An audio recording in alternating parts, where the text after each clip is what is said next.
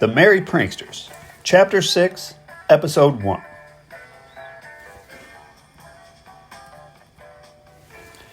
Whether I'm dreaming or just in the midst of some grandiose hallucination is unclear, but I become aware that I'm standing at the foot of a great mountain, eclipsed by its looming shadow. A sword appears in my hand, and something tells me I dare not look back. Blindly, I forge up the angry stone wall into the mysterious unknown, detrimentally ignorant that there was ever such thing as a choice. My blood-stained fingers worn down to the bone, just when I think I can climb no more, a glowing beam of light slashes through the dense fog like a messiah, illuminating that slyly elusive golden peak that was worth sacrificing it all for. Suddenly, I'm staring down an army of fire-breathing dragons. Clenching my eyes tightly shut, at first I pray for safety, but when that prayer goes unanswered, I stand tall, open my eyes, and I pray for strength. The more I swung my sword, the more blood flew. One monstrous head was replaced by 3 more, until I felt numb to the slaying. It was only after a final, desperate lunge that its gnarl softened and its blood spilled.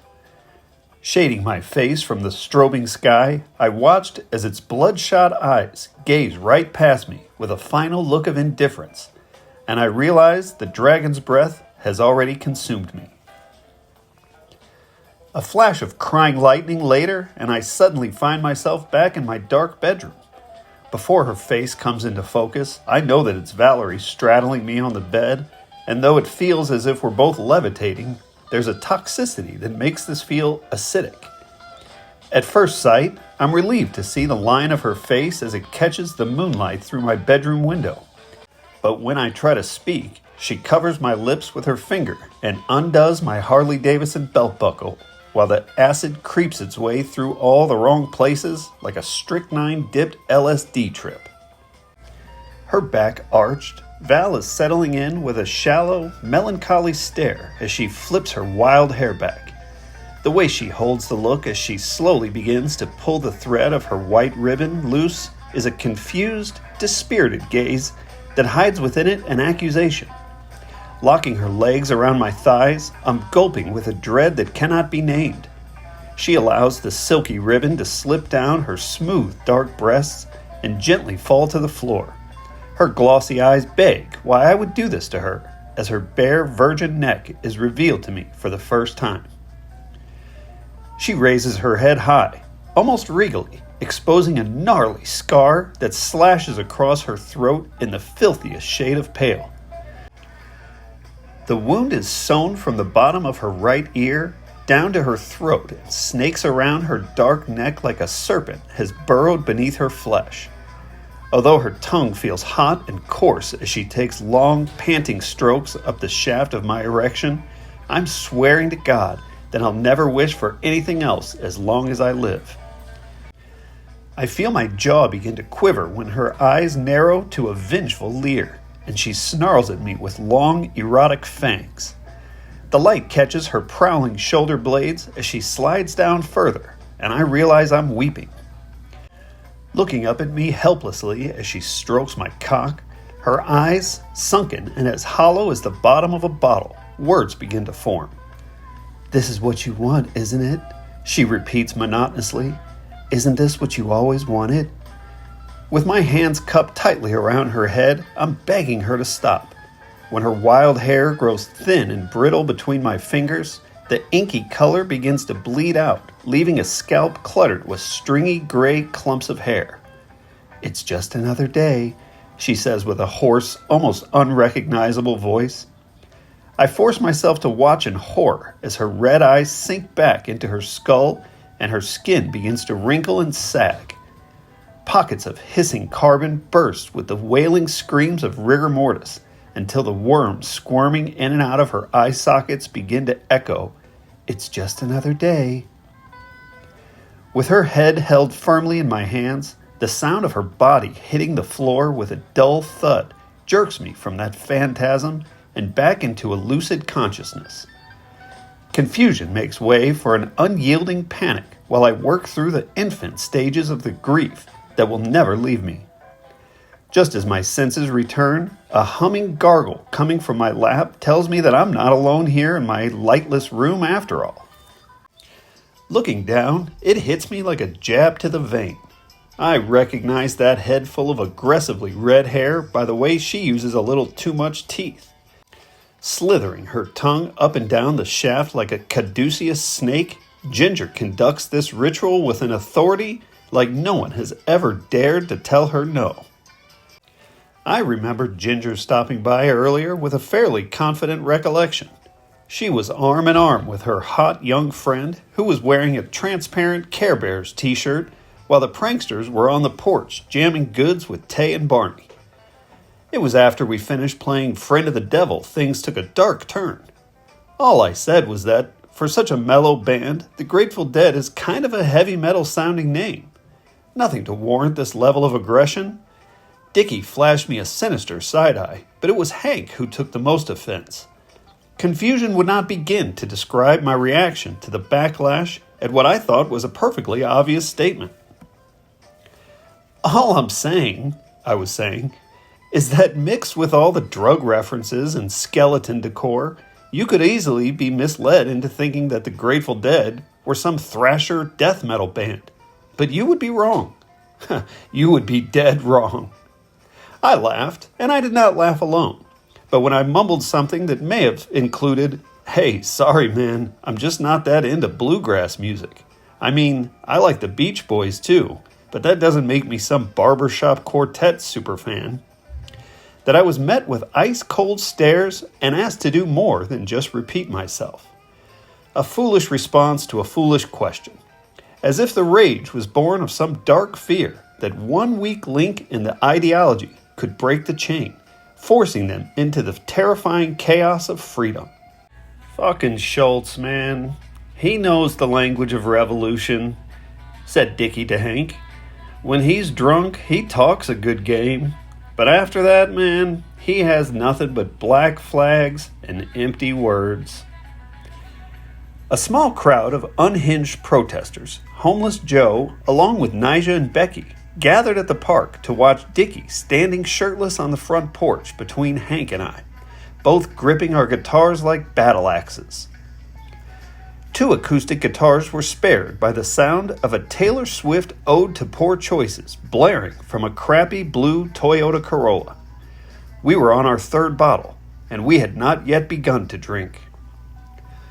Peeling around the corner on 2 wheels, the air turned to rage as the car came screeching to a halt, not quite in the middle of the street, but missing the curb by a wide margin.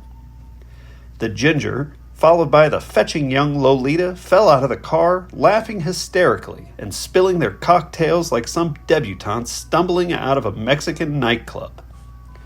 "These bitches again," Hank grunted under his breath. Past the plastic gravestones decorating the lawn, when the 2 sorceresses reached the porch, I whispered, "Dude, try to find out what their names are." Ginger called us bitches and flipped her long scarlet hair back behind her shoulder, exposing a black tribal spiderweb tattoo that crawled up her neck. Against her porcelain skin, the cuts from 1,000 razor blades looked as deep as they looked fresh, and neither her white wife-beater nor her black lace bra made any attempt to cover them up. What's up, bitches?" I asked back, unable to regain much composure. "Look," she said, flicking a lipstick-stained cigarette butt into the lawn. "We need an 8-ball.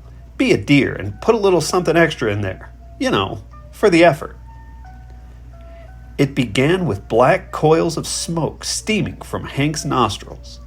The hubris of this Jezebel and her silent sidekick are something you could easily loathe while still finding yourself able to admire. Of course, this excused nothing. This red Medusa would be wise to tread carefully in making assumptions about Hank's ability to hold a grudge. If she thinks he will find her untamed, impish routine charming enough to spare her life, I would beg her to check her premises. Ginger sat on my lap and kissed me hard on the mouth. Though a hint of stale menthol threatened to stain the moment, standing by the rail, tugging her striped knee-highs as far up to her blue Adidas basketball shorts as they would reach, Lolita stood and waited. She knew enough to offer a laugh while she intentionally avoided making eye contact with anyone. Firecrotch released my face, and as she slid her hand down my pants, she announced, "I come bearing gifts," in a way that I'm sure she thinks comes off as posh. Dangling a rattling sandwich bag full of little red pills in the air, she diplomatically offered one to Hank first. When he passed, she looked at Dickie, who waved her off, telling her that he had already swallowed the whole bottle. Slowly slipping 2 red pills in my mouth with the tips of her fingers, a satisfied sigh escapes her pursed lips as if to say, "No need to thank me." Hank sat up in his seat, cleared his throat, and said politely, "Girls, would you kindly go inside and grab us all a beer?"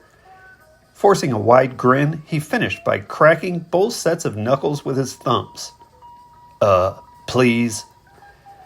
Ginger stood from my lap obediently, leaving me harder than a Herculean task, just as a dark green Mustang sped by with AC/DC spewing out offensively loud. She was not smiling when she grabbed her young apprentice by the hand and briskly led her towards the door. With her hand on the knob, Dickie thought to ask, "Hey, by the way, girls, how do you spell your names?" After the door slammed shut, Dickie turned to Hank and I and asked, "Did she say Whitney?" "No, dude, she said with a C," Hank assured us both.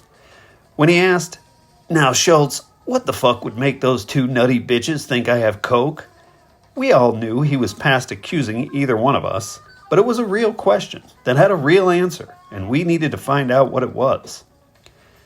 I'll never know if the first suspect to come to my mind was different from theirs, but after a pause, I said, "Hey man, who knows? How did they know I wanted a bag full of happy pills? These chicks clearly have some mystical powers that we know nothing about." "Hey man, if Fouki knows," Dickie reasons, "then everybody knows." With nothing settled, dusk fell over in Kanto Park. The tolerant protesters went witch hunting, and homeless Joe returned to his crossword on the bench, while Nigel and Becky turned on their red lights. The face of the sun turned a dark shade of vermilion, and the eyes of the jack-o'-lanterns lining the streets began to glow.